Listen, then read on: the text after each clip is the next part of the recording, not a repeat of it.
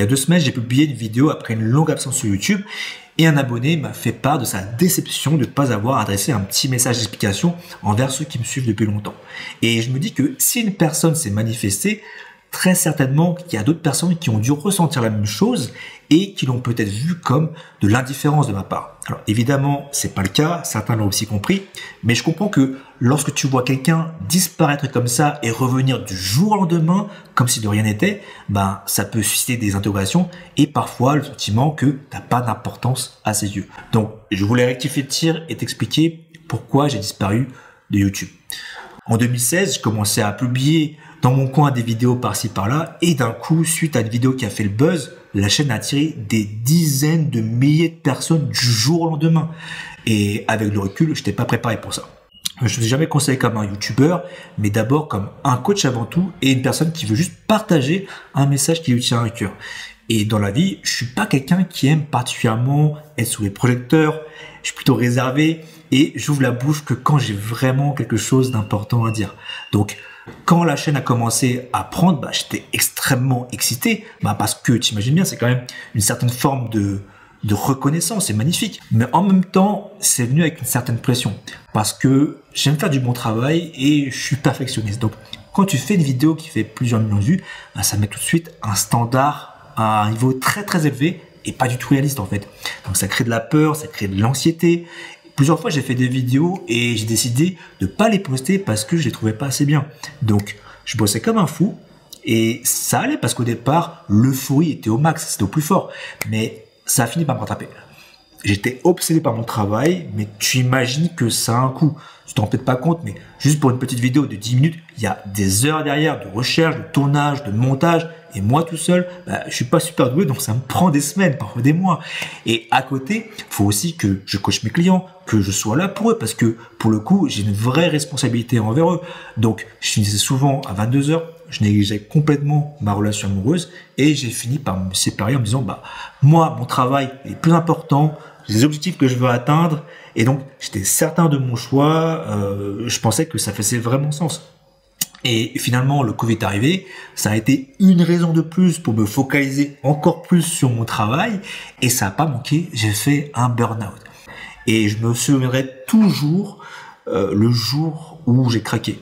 Je relisais une entrée de mon journal d'avant que je commence ma chaîne et en la lisant, je me suis aperçu que j'avais écrit à l'époque des objectifs de succès professionnel et financier qui étaient super importants pour moi. Et en fait, je me suis aperçu que ces objectifs-là, je les avais atteints depuis bien longtemps déjà. Et c'est là que ça m'a frappé. C'est là que j'ai réalisé que, en fait, j'étais dans une course aveugle du toujours plus. Un peu comme un hamster qui court dans sa roue sans fin. Et qu'en se faisant, je négligeais plein de choses qui étaient importantes, notamment mes relations.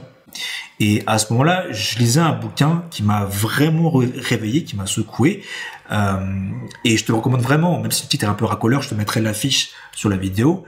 Et dans ce livre, il y a une phrase qui dit « On passe sa vie à grimper les marches d'une échelle pour s'apercevoir à la fin qu'elle est posée sur le mauvais mur. » Et je me suis totalement reconnu cette phrase. Et le pire, c'était que je m'étais créé ce problème tout seul. Je pouvais en vouloir à personne. Donc, c'est là que le soufflet est retombé. J'ai perdu toute l'énergie que j'avais au départ et ça devenait vraiment difficile de créer des vidéos, d'essayer d'atteindre ce standard que je m'étais fixé tout seul dans ma tête parce que ça faisait plus vraiment de sens. J'étais plus sûr de faire les choses pour les bonnes raisons.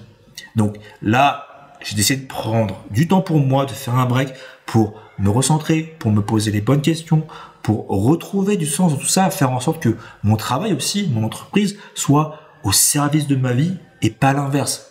Alors, t'imagines bien que ça s'est pas fait du jour au lendemain, d'où mes passages succincts sur YouTube et mes disparitions à nouveau. Ensuite, je suis arrivé à Bali, il y a eu beaucoup de changements, beaucoup de déménagements, beaucoup de leçons difficiles aussi. Mais c'est souvent les plus difficiles qui nous permettent d'en apprendre le plus. Et aujourd'hui, je dirais que ça va beaucoup mieux. J'ai retrouvé un meilleur équilibre dans ma vie, dans ma tête, dans mes ambitions et j'ai une vision plus saine de ce que je veux pour ma vie et comment je compte y arriver. Donc, j'ai pas envie de te faire des promesses que je peux pas te tenir, mais je peux juste te dire que je vais publier plus régulièrement sur YouTube. Et je t'invite à être patient avec moi parce que mon but, c'est évidemment de te faire des vidéos de qualité. Et moi, j'ai fait des études de sciences, pas de montage et de graphisme, donc ça me prend du temps. Donc, comme ce que je prêche souvent pour la forme, le but, c'est d'avancer pas à pas. Et c'est pas différent dans mon cas. Mon but, c'est d'augmenter le rythme progressivement, d'une part, pour pas me brûler à nouveau, et aussi pour m'assurer que le contenu soit toujours qualitatif et pertinent pour toi. Pour l'instant, 2 vidéos par mois, c'est mon premier objectif que je pense être réalisable, atteignable et maintenable dans le temps. Alors évidemment, si tu apprécies mes contenus et que tu souhaites en recevoir plus régulièrement, je t'invite à t'inscrire à ma newsletter et à me rejoindre sur Instagram où les contenus sont plus fréquents. Et je pourrais aussi t'informer quand je publierai une nouvelle vidéo sur YouTube. Et pour terminer, je souhaite te dire merci si tu fais partie de mes fidèles abonnés, que tu me suis depuis longtemps. J'apprécie ton soutien et j'espère que tu continueras à me suivre, que tu continueras à me partager tes retours, qu'ils soient négatifs ou positifs, de façon à ce qu'on puisse améliorer cette chaîne ensemble et que tu continues à prendre du plaisir à regarder mes vidéos, que ça puisse t'inspirer et te permettre d'agir aussi et de retrouver la meilleure forme de ta vie. Donc voilà, c'est tout pour moi. Je voulais simplement te partager ça et je te dis à bientôt dans une nouvelle vidéo.